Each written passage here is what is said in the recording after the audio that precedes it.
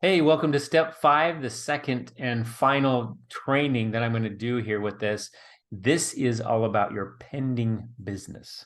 Okay, your pending business and beyond. I'll talk a little bit about that too. But pending is basically once you submit a policy, it doesn't mean it's approved. It's in pending mode. It's waiting, it's lingering, it's hanging out in the waiting room until it's admitted, right? And the carrier lets us know that. So you have to track your pending business, or it could sit there and the carrier has questions. If you don't know about it, the carrier will, after a while, say, nobody's answering. I guess we're going to close this out. And your client doesn't know, and they withdraw the policy, and they don't get coverage. So you don't want that to happen. So we have to check our pending business. I like to do this almost daily. Some agents have specific routines for checking their pending business. Some people, when you get bigger and you have more funds, you can hire an admin to check all your pending business. But I've got a little folder here. Guess what I name it? You're right. I named it pending business, right? These are all the policies that I have out right now that I'm waiting for answers on. Okay. And I'm just waiting for them. So if you go into my dashboard, you're going to see the same list of people. So I track my pending this way. All right. Let me share my screen because I'm going to show you how this is done. Let's see here. There we go. Okay. So I logged into Foresters. Okay. You probably recognize this. Instead of EAP, certificate details. Okay. Now this is Foresters pending. Every carrier has a different system. I'm not going to go over all of them here. I'll show you GPMs is right here. You go to this beautiful website, pending applications. You click on that. Mutual of Omaha. You can find it. It's under new business. Yeah, they all have different ones. Okay. Just look around and find it. If you need help, ask. But Foresters is one of our biggest carriers that we work with. So this is a very common one. If you click on that box, certificate details, you're going to pull up all the clients you have in the queue right now. You see all these people? Okay. Now, this one is one that I wrote list last week. His name is David Lander. If I open up the policy, I'm going to see that there are some outstanding requirements. So I can click on this little chat bubble and find out what the new business team wants. Obviously, for security reasons, I'm not going to reveal information about him. And my comment, so I can respond. So I go in here and see what they're asking, and then I go in here and I click a response. This is how Foresters does it. And again, everybody's a little different until it's approved, and you'll see when it's approved because it won't have a little flag by it anymore like this. It'll say something more like this with the number and active. So you want active. So all these are active or pending, preferred draft date, first pending. So all these different modes, but the flags are the ones you want to watch closely because that's where there's a requirement that they're waiting on. Some carriers will email you. Some carriers require you to go into your producer portal. They all have different ways of doing their pending communication with you and the carrier, with you and the underwriter. But I'm going to tell you the better relationships you can build with these underwriters. Okay. The more they're going to favor you. They're people and they like to be treated well. And when you call and you're courteous and professional and respectful, they learn to know you and they like you. And that's a good thing. So don't underestimate the power of just being a little kind, a little patient. Sometimes underwriters drive us crazy, but they do write our paychecks. So we want to make sure that we're kind to them. You also use underwriters for a risk assessment. Okay. And this is kind of a mixed message. It's not really in the flow of the program, but since it came to mind, I want to talk about it really quick.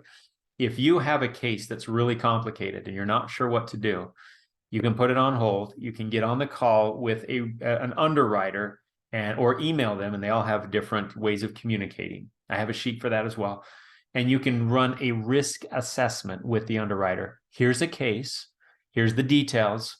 What do you think? And they would give you, this would be fine, or probably not so much, or it may be a final expense product, but not term, or whatever. Okay.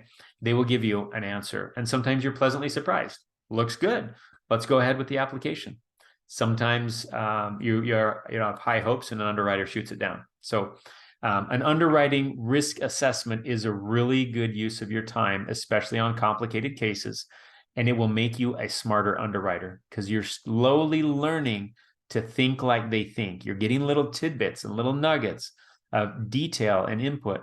In fact, every time when I call and do a risk assessment, I'll ask a question or two. I don't take all day, or I don't take a lot of their time, to be respectful, but I'll ask them, I'm not afraid to say, well, now that's really interesting. Thank you for telling me that. Before I let you go, do you mind just explaining a little bit behind that, or why you came to that conclusion, or something to help me learn to think like you think?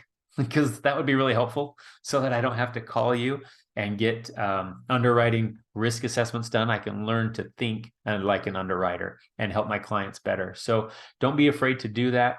But underwriters are our friends. And when something is in underwriting, that means it's just hanging out there, going back and forth. Sometimes it gets approved right away. And sometimes there's extra forms, extra questionnaires, and extra things that you need to do as an agent, extra signatures sometimes to get from your client. So never promise an approval. Always, always, always. In fact, at the end of every appointment, I'll say, now, sometimes they need us to sign extra things.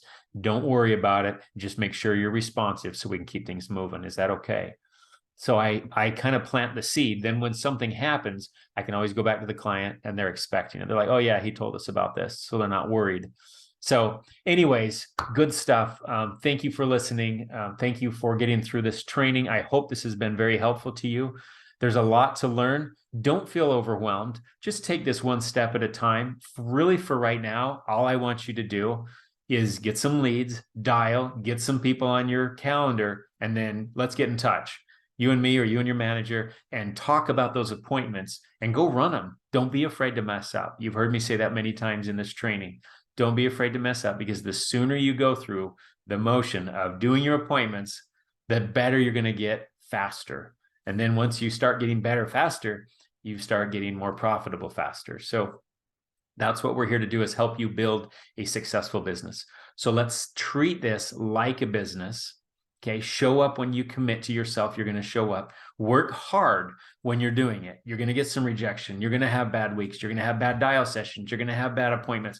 It's okay. We all do. Every business owner has their ups and downs, and you're not going to be any different than the rest of us. So expect it, but stay close to the team and do what we teach and commit to the activity. Okay, not the results. You can't control the results always, but you can control the activity. So commit to that. The results will always take care of themselves. So anyways, I look forward to chatting with you. Get on my calendar. Let's do the agent kickoff.